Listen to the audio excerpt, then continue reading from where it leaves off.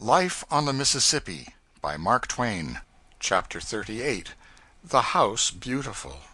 We took passage in a Cincinnati boat for New Orleans, or on a Cincinnati boat. Either is correct. The former is the eastern form of putting it, the latter is the western.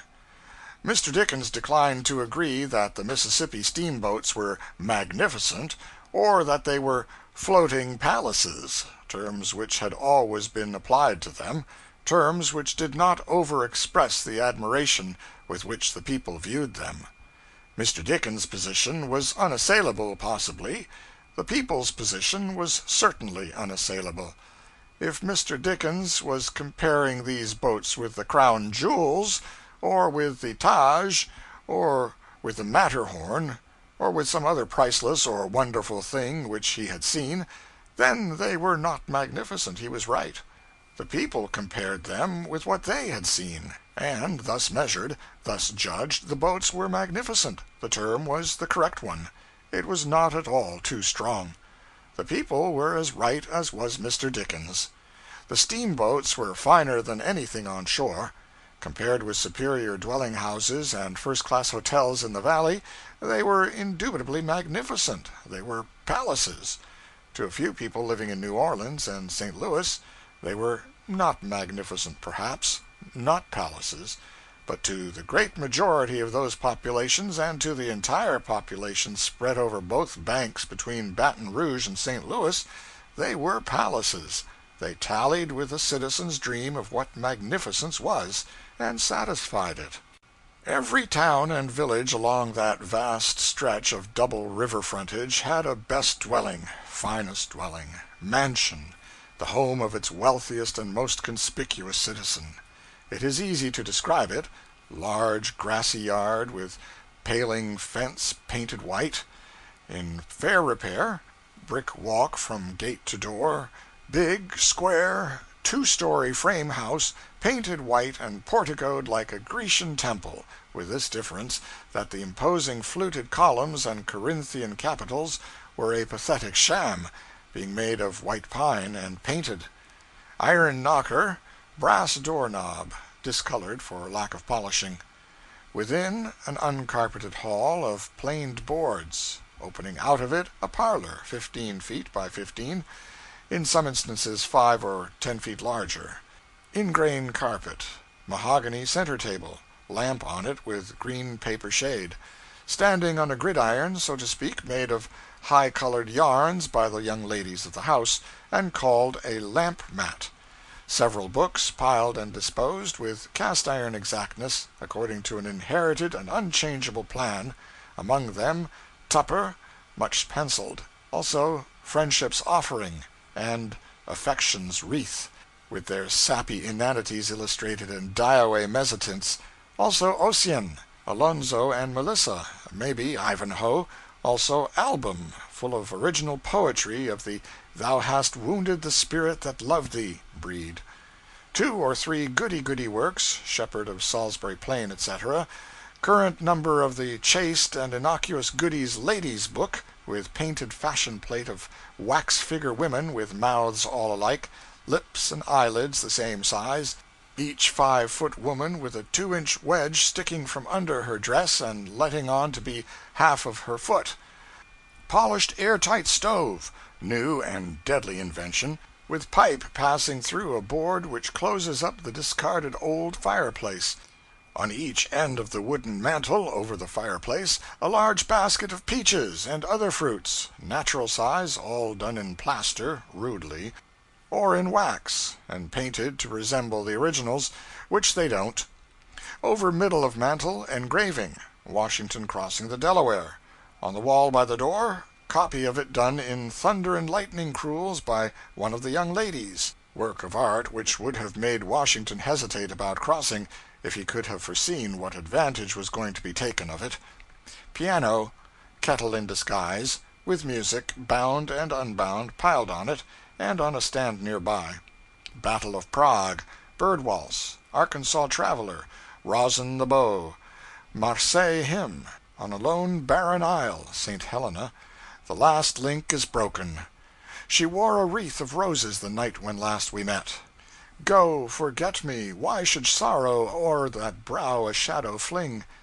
Hours there were to memory dearer, long, long ago, days of absence, a life on the ocean wave, a home on the rolling deep, bird at sea, and spread open on the rack where the plaintive singer has left it, row whole on, silver moon, guide the traveler his way, etc. Tilted pensively against the piano, a guitar capable of playing the Spanish fandango by itself, if you give it a start.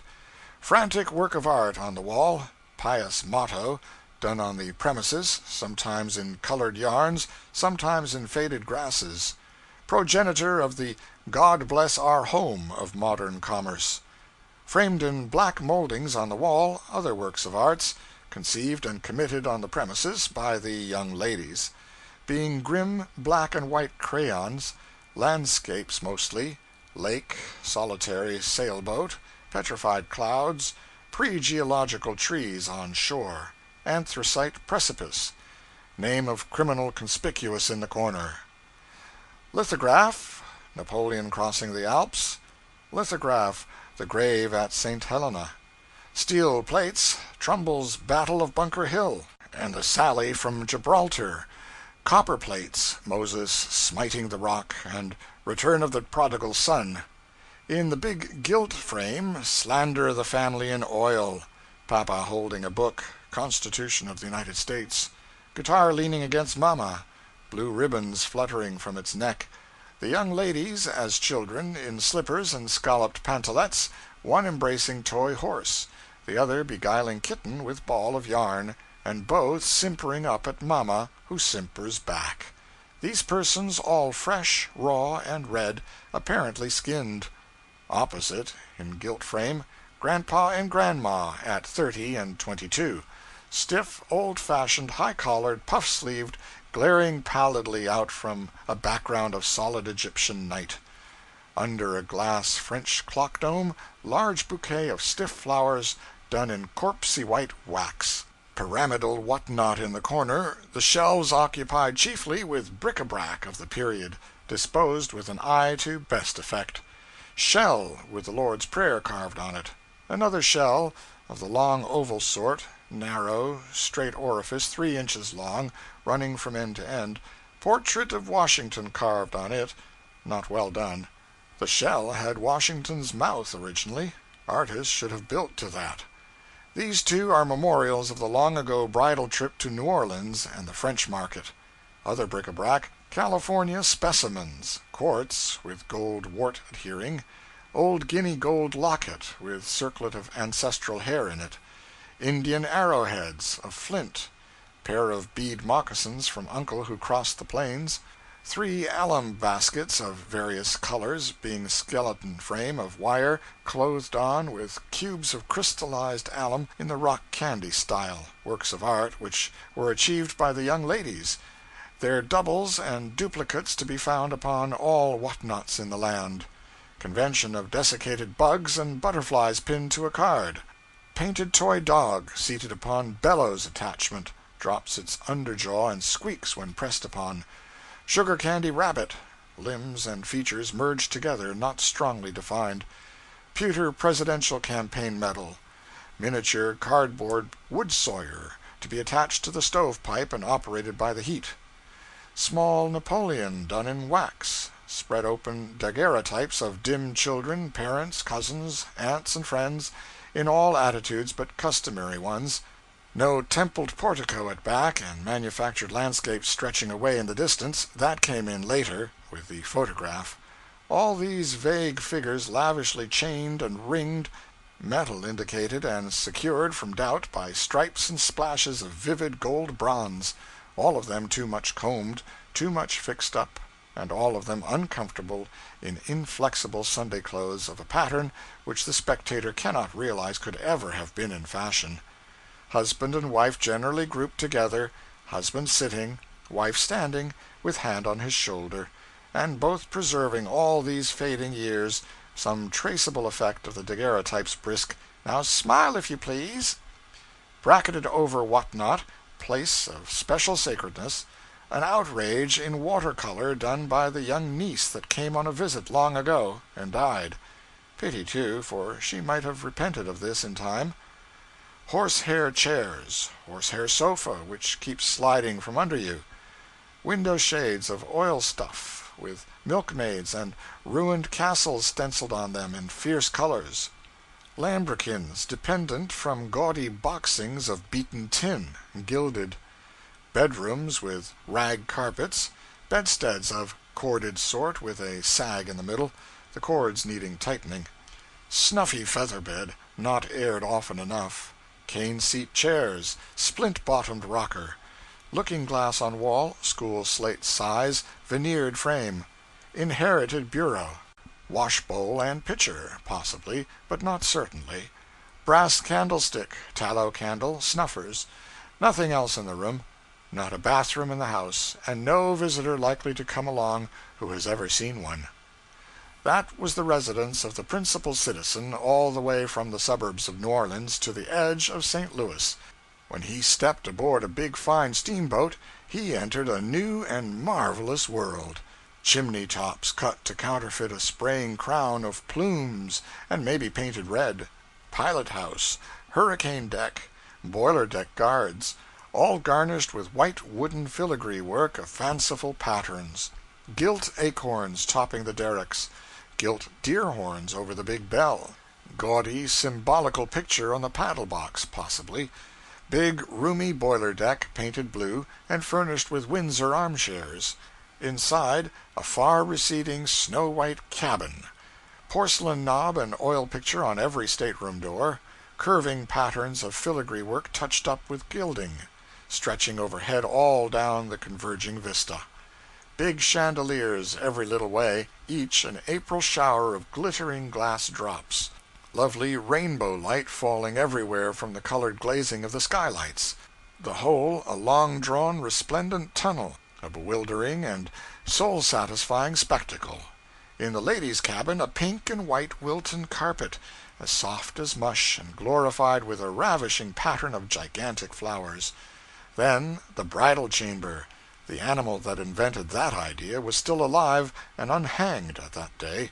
Bridal chamber whose pretentious flummery was necessarily overawing to the now tottering intellect of that hosannaing citizen. Every stateroom had its couple of cozy clean bunks, and perhaps a looking-glass and a snug closet, and sometimes there was even a wash-bowl and pitcher, and part of a towel, which could be told from mosquito-netting by an expert, though generally these things were absent, and the shirt-sleeved passengers cleansed themselves at a long row of stationary bowls in the barber shop, where were also public towels, public combs, and public soap. Take the steamboat which I have just described, and you have her in her highest and finest and most pleasing and comfortable and satisfactory estate. Now cake her over with a layer of ancient and obdurate dirt, and you have the Cincinnati steamer a while ago referred to. Not all over, only inside, for she was ably officered in all departments except the steward's. But wash that boat and repaint her, and she would be about the counterpart of the most complimented boat of the old flush times, for the steamboat architecture of the West has undergone no change, neither has steamboat furniture and ornamentation undergone any. End of chapter 38.